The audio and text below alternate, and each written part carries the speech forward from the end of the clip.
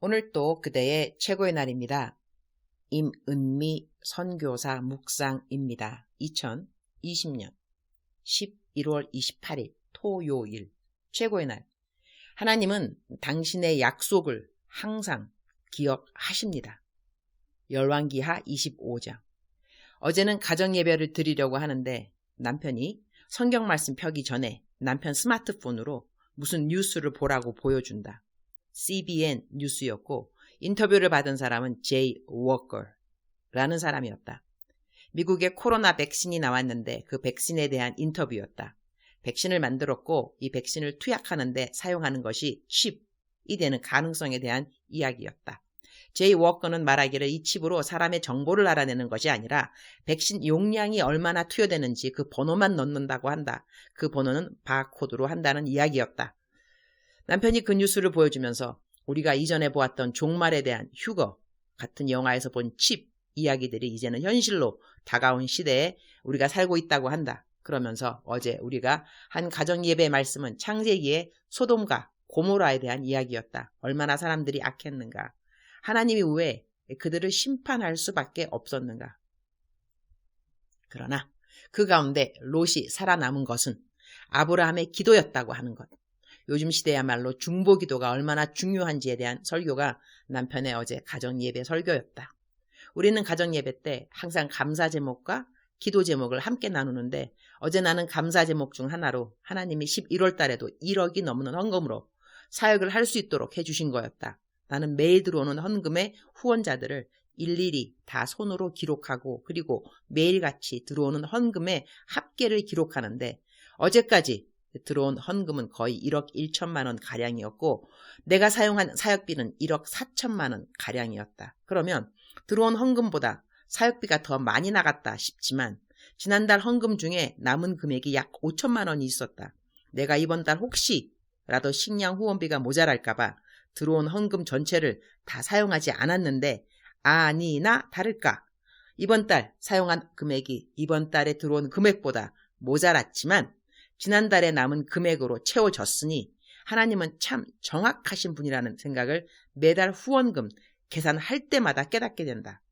나를 보낸 파송교회에서 후원받는 헌금이 아니라 4,000명 가량의 개인 후원자들로부터 받은 헌금이 매달 1억이 넘는다는 것은 선교사들 모두가 입을 모아 동의할 것 같다. 정말로 대단한 일이라고 말이다. 하나님이 하시는 일이라는 것을 너무나 자연스럽게 알 수밖에 없는 것이다. 이번 달에는 사실 큰 헌금이 들어오지 않았다. 100만 원 헌금이 거의 매일 들어왔던 지난달에 비해서 이번 달에는 100만 원 헌금도 그렇게 많지 않았는데 1만 원 헌금해 주신 분들이 많이 늘었다. 그래서 1억이 넘는 헌금이 들어오게 된 것이다. 이렇게 사용된 사역비 외에도 나는 개인적인 후원을 그 어느 달보다 많이 했다. 개인적 후원은 5,000원 후원 계좌랑 상관없이 내가 받아놓은 헌금과 강사비인데 내 인생에 가장 많은 액수로 사람들을 도와준 달이 바로 이번 11월 달인 것 같다. 그거에 다 나는 남편에게는 간증한다. 그래서 둘 다 하나님 찬양을 함께한다. 와, 하나님이 이렇게까지 우리를 사용하여 주셨구나. 이런 고백으로 둘 다 하나님께 감사 기도를 올려드린다. 주님이 언제 오실까? 코로나 백신을 맞아야 한다고 정말로 칩을 넣어야 한다고 하면 우리들의 반응은 어떻게 될까? CBN 뉴스에는 그 가능성을 이야기하는 것이지만 성경을 이미 다 읽은 우리들은 이렇게 되어가는 세상을 보면서 무엇을 생각해야 할까? 어제는 내 멘티 묵상에 이런 글이 올라왔다. 최근에 국회에서 교회 폐쇄법을 발의했다는 글을 읽게 되었다. 계속해서 국회는 수많은 법들, 기가 막히고 말도 안 되는 법들을 만들어서 쏟아내고 있는데 각 법들에 대한 조항들이 너무 세세하고 많아서 일일이 다 읽어보기도 어려운 정도로 많다고 하던데 이런 말도 안 되는 법들이 버젓이 국회에서 거론되고 있다는 것을 보니 또 교회 탄압을 아예 본격적으로 시작하려고 하는 것을 보니 주님 오실 날이 점점 더 가까이 다가오고 있음을 알 수 있다. 교회 폐쇄법만 들어도 한숨이 푹 내쉬어지는데 앞으로 하나님을 믿는 것에 목숨을 걸어야 할지도 모르는 그런 때가 올 텐데 이제 믿음을 지키느냐 믿음을 버리느냐로 두 갈래로 크리스찬들은 나누어질 것이다. 겉으로 아무리 잘 믿는 것처럼 보여져도 핍박과 환란이 극심하게 다가올 때 정말 믿음이 있는지 없는지가 판결이 난다. 주여, 어떠한 상황 속에서도 믿음을 지키도록 도와주옵소서. 사랑하는 주님, 아합과 이세벨이 이스라엘의 통치자였을 때 오직 바알과 아세라를 우상 숭배하고 죄를 짓고 악행을 저지르며 사는 것이 정상적이고 하나님을 섬기는 사람들은 핍박과 박해를 피해서 숨어 살아야 했던 그런 시대가 있었습니다. 그런 영적으로 극심하게 어두웠던 시대에도 바알에게 절하지 않은 하나님의 사람들을 하나님께서는 숨기시고 지켜주셨습니다. 주님, 세상에 살지만 세상에 속하지 않게 하시고 세상을 이기고 주님 오실 날을 날마다 고대하며 기다리는 제가 되길 기도합니다. 어제 내 멘티 중 하나의 묵상과 남편이 한 이야기가 맞물리길래 내 묵상에 옮겨보았다.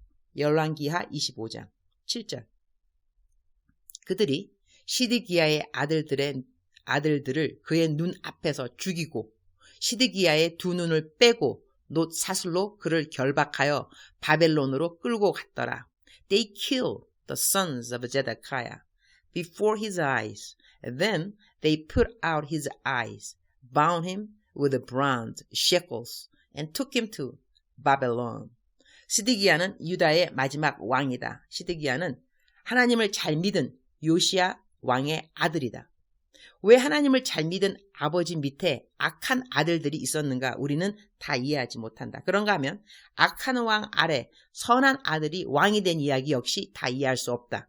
사람들의 역사가 어떠했던지 간에 그 과정에 어떤 왕들이 있었던지 간에 시드기야 왕이 마지막으로 유다는 멸망을 당한다. 하나님은 그분의 약속을 지켰다 하는 것을 알 수 있는 것은 시드기야 왕 앞에서 시드기야는 자기의 아들들이 다 죽음을 당하는 것을 보았다는 것이다. 하나님은 다윗의 자식들에게서 왕이 끊어지지 않으리라 하셨는데 유다의 멸망은 다윗의 자손들이 다 죽음을 당했다는 이야기이다. 다윗의 마지막 자손까지는 하나님이 왕이 되도록 약속을 지켜주신 것이다. 바벨론의 포로로 잡혀가는 유다 백성들, 그들이 그렇게 나라를 빼앗긴 이유? 범죄함이었던 것이다. 그렇게 돌아서라고 선지자들을 통해서 말했건만 끝까지 배역한 그들을 하나님은 결국 나라를 빼앗기게 하심으로 심판하신 것이다. 그런데 70년의 포로 생활을 통하여 그들이 자기들의 잘못을 회개하게 되자 그들은 나라를 다시 찾게 된다. 하나님의 사랑과 자비하심과 무엇보다 그분의 긍휼하심을 우리는 성경의 역사를 통하여 또 깨닫게 되는 것이다. 그러나 우리가 살고 있는 이 세대에서 우리는 과연 무엇을 깨달아야 할까? 주님의 긍휼하심이 또 일어남일까? 아니면 정말로 마지막은 있겠구나 하는 것일까? 주님, 오늘 또 최고의 날입니다. 세상은 더더욱 악해질 것입니다. 요한계시록 말씀에는 말세에는 거룩한 자는 더 거룩하여질 것이고 불의한 자는 더 불의하여진다고 했습니다. 나는 어떤 반열에서 주님을 기다려야 할까요? 더욱더 불의한 자가 되어서 심판의 날을 기다리는 그런 자의 반열일 것인지 아니면 더욱더 거룩해지는 자가 되어 주님과의 혼인잔치를 기다리는 자의 반열에 있게 될 것인지 오늘도 저는 선택을 하면서 살 수 있는 날이라서 감사합니다. 선택합니다. 더 거룩하고 더 경건한 자가 되어서 신랑 대신 주님을 맞이할 아름답고 정결한 신부가 되기를. 오늘은 토요일, 벌써 토요일입니다. 어린이 천국 잔치를 해주는 날입니다. 이 천진난만한 아이들 더더욱 하나님의 사랑을 많이 경험하는 하루가 되게 하여 주옵소서. 섬기는 모든 교사들에게 지혜와 기쁨과 감사 충만을 허락하여 주옵소서. 저는 어제 우리 쌤 사무실 앞 공터에서 새벽 예배로 틀어주는 키스왈리 성경 말씀과 그 공터를 지나면서 아침 만다지 도넛과 티를 마시러 줄을 서 있는 주민들과 어린 학생들을 보면서 주님 주신 생각이 있어서리 오늘 쇼핑을 가려고 합니다. 이들에게 예쁜 편지지를 찾아서리 거기에 결신문과 성구를 넣어서리, 코팅을 해서리, 공터를 지나가는 모든 사람들을 주게 되면 집에 장식할 것이 없는 케냐 사람들이 코팅한 예쁜 종이를 버릴 리가 없다는 것. 모두 다 집에 갖고 가서 벽에 붙이고 고이고이 모시면서 매일같이 결신문을 읽고 성구를 읽는다면 정말 좋겠구나. 그런 생각을 주님이 주셔서리. 오늘 코팅 기계랑 예쁜 편지지 찾으러 쇼핑을 가야겠습니다. 코팅 기계는 금방 찾을 것 같은데 여기는 한국의 모닝글로리에서 살 수 있는 예쁜 종이들이 없으니 찾을 수 있도록 주님 도와주옵소서. 주님 사랑합니다. 주님 감사합니다. 오늘 또 우리 주님 저를 보시면서 하루 종일 기쁘시면 참 좋겠습니다. 사랑하는 그대여. 사랑하는 그대여. 대답하고 계시죠? 사랑하는 그대여.